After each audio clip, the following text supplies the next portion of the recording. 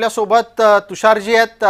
तुषारजी, थोड्या वेळापूर्वी आपण ज्या मुद्द्याला धरून बोलत होता त्याच्याच अनुषंगाने येणारा मुद्दा आहे की तुम्ही टीका करत राहिलात, कामांचं विश्लेषण नाही केलं. म्हणजे जर समजा आता तुमच्या शेजारीच बसलेले विनोदजी म्हणत असतील की होय आम्ही भरपूर कामं केली, ज्योतिताईंनी तर त्याच्यातल्या काही योजना ऐकवून पण दाखवल्या, पण याचं विश्लेषण केलं का तुम्ही? प्रचारात ते दिसलं नाही. याच्या ऐवजी प्रचार नेहमीप्रमाणे त्याच त्या शब्दांभोवती अडकत राहिला. बोला तुषारजी. अजिबात तसं नाहीये. तुम्ही जर पाहिलं तर प्रत्येक वेळेस यांनी जी कामं चुकीच्या पद्धतीने केलीत किंवा जी कामं यांनी केलेली नाही ते आम्ही जनतेसमोर आणत गेलेलो आहे. फक्त काय झालेलं आहे, काही मीडिया जे आहेत तर ते दाखवण्या व्यतिरिक्त दुसऱ्याच याच्यामध्ये बिझी असतं. आता तुषारजी, तुम्ही माध्यमांवर घसरायची काय गरज आहे का? नाही, याचं उत्तर माध्यमांच्याकडे कसं असू शकतं? आम्ही जे जे समोर येतं बघा ते बघा दाखवतोय. बघा आम्ही तर क्लिअर आम्ही सगळं विश्लेषण करत असतो की काय चुकलेले आहे, काय काय बरोबर होतंय, काय चुकलेले आहेत, कुठला निधी मिळालेला आहे, कुठल्या निधी यांचा गैरवापर झालेला आहे, हे सगळं आम्ही वेळोवेळी दाखवत आलेलो आहे. मग एक मिनिट, याच्यावर आता एकदा ज्योतिताईंना विचारतो. ज्योतिताई, हे माध्यमांवर घसरण्याची काय गरज आहे की ही माध्यमं दाखवतात, ही माध्यमं दाखवत नाहीत? आत्ताच्या घडीची चर्चा चालली आहे कुठल्या मुद्द्यावर? आपण विश्लेषण करू शकलो नाही तर माध्यम जबाबदार असतात का? असं असं तुम्ही बोलताय, पण मी अजिबात नाही. मला वाटतं की हा प्रश्न मला विचारलेला आहे. बिलकुल ज्योतिताई, आपल्यासाठी एका मिनिटाचा वेळ आहे. आपण तुषारजींचा मुद्दा खोडून काढा, मी परत पुढच्या मुद्द्यासाठी इतर स्वतःच आत्मपरीक्षण न करता माध्यमांच्या वरती आकडे करणं हे नाचता येणं अंगण वाकडं अशा पद्धतीचं काम ठरेल. माध्यम ही शेवटी जे घडतं त्याचं प्रतिबिंब दाखवत असतात. महाविकास आघाडीचे सगळे नेते हे नगर परिषद निवडणुकांच्या मध्ये सुप्तावस्थेत होते का निद्रावस्थेत होते, हा प्रश्न आता एकदा त्यांनी स्वतःच्याच मनाला विचारला पाहिजे. त्यामुळं महायुती आणि शिवसेना ही भगवा झेंडा आणि विकासाचा अजेंडा घेऊन जनतेपर्यंत गेली. बघा, मुख्यमंत्री उपमुख्यमंत्री वेळ वाया घालवत नाहीत. जेव्हा ते प्रचार सभेमध्ये जातात तेव्हा ते थेट जनतेमध्ये मिसळत असतात, जनतेचे प्रश्न समजून घेत असतात आणि हे फिरावं लागतं आणि तेव्हाच कुठेतरी आपल्याला विकासाच्या प्रश्नांच्याकडे लक्ष देता येतं. ज्योतिताई, थोड्या एका तांत्रिक मुद्द्यासाठी थांबवतोय. तुमच्या इंटरनेटच्या कनेक्टिव्हिटीमध्ये थोडी गडबड होती असं दिसतंय, कारण येता येता तुमचा आवाज मध्ये मध्ये थांबतोय.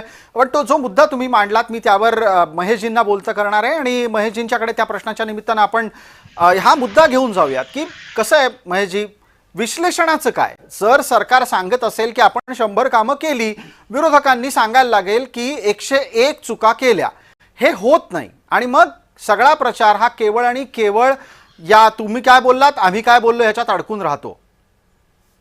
प्रसादजी, डेफिनेटली आम्ही प्रत्येक प्रचार, प्रत्येक सभा, आमचे सर्व नेते तिथे होते. आमचे प्रदेशाध्यक्ष शशिकांतजी शिंदे साहेबांपासून खालच्या लेवलचा अगदी छोट्यातला छोटा कार्यकर्ता सगळीकडे प्रचार करत होता आणि या प्रचारामध्ये आम्ही जे मुद्दे मांडले ते सर्व मुद्दे लोकांच्या विकासाशी निगडीत होते आणि भाजपला त्यांना विधानसभेची इलेक्शन असो किंवा नगरसेवकाची इलेक्शन असो, त्यांना लाडकी बहीण या बहीण योजनेचाच एक आधार घ्यावा लागतो. तर आता जसं मगाशी मुळे साहेब म्हणाले त्याप्रमाणे नगर सेवकाचे किंवा नगर परिषदेचे किंवा नगर पंचायतीचे प्रश्न असतात, ते स्थानिक लेवलचे प्रश्न असतात, त्यावर काम व्हायला हवं. मगाशी जसं आम्ही म्हटलं की आजही जर ग्रामीण किंवा छोट्या शहरातल्या लोकांना त्यांच्या रोजीरोटीसाठी किंवा त्यांच्या उच्च शिक्षणासाठी स्वतःच्या कुटुंबाला सोडून, स्वतःच्या जन्मस्थळाला सोडून मुंबई पुण्यासारख्या शहरांमध्ये धाव घ्यावी लागत असेल तर ही लाजिरवाणी गोष्ट आहे. हा विकास काय कामाचा, हे प्रश्न भाजपला विचारले गेले पाहिजे. आपण परत आपण त्या मुद्द्यावर आलात. मगाशी हा मुद्दा मांडलाच होता. तुम्ही वारंवार असं सांगता आहात महेशजी की तुम्ही सरकारच्या कामाचं विश्लेषण करत होतात. आता इथेच थोड्या वेळापूर्वी ज्योतिताईंनी 2 थेट मुद्दे मांडलेले होते. एक मुद्दा आहे, मी या मुद्द्यावर सत्ताधारी गटाच्या दोघांनाही बोलता करणार आहे. ज्योतिताई मगाशी असं सांगताना आपण ऐकलं की त्या म्हणाल्या लाडकी बहीण ही गेम चेंजर आहे, ती जवळपास 2024च्या पासून त्यांच्या पाठीशी खंबीरपणे उभी आहे.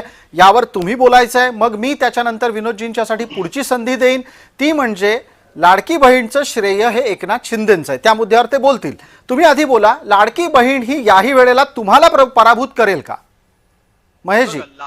लाडकी बहीण याच्या मागचा जो मूळ उद्देश होता तो खरंच चांगला होता की स्त्रियांनी, महिलांनी स्वतःच्या पायावर उभं राहावं, ही क्षमता त्यांच्यात निर्माण व्हावी, म्हणून त्यांना 1500 रुपये दरमहा सरकारने ऑफर केले.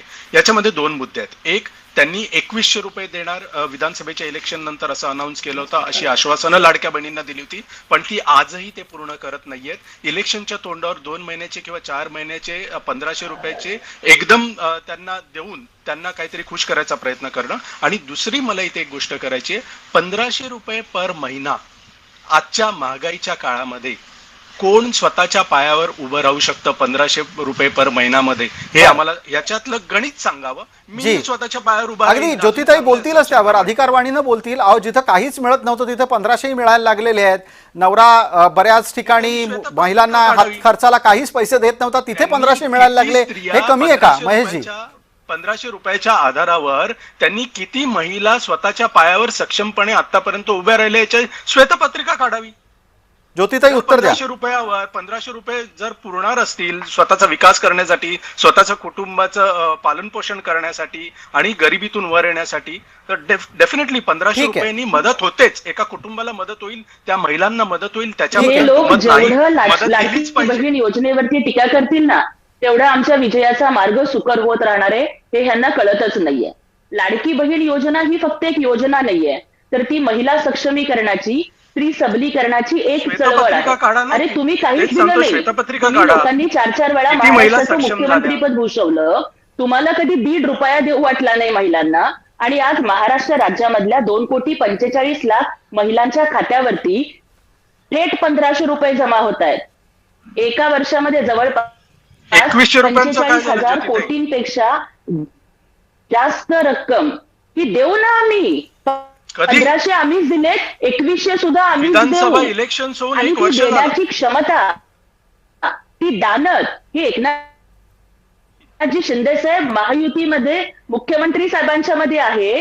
हा विश्वास लाडक्या बहिणींना आहे आणि त्यामुळे ते आमच्या सोबत उभे राहतायत. आणि राहिला विषय की आपण म्हणता की 1500 रुपयांचं काय. हो दादा, महिनाभर कोणाच्या तरी घरात भांडी घासल्यानंतर जिला 1,500 पगार मिळतो ना, त्या बहिणीला विचारा 1,500 रुपयाची किंमत. अगदी असं AC मधून बसून बोलणं खूप सोपं या असतं. मुद्द्याला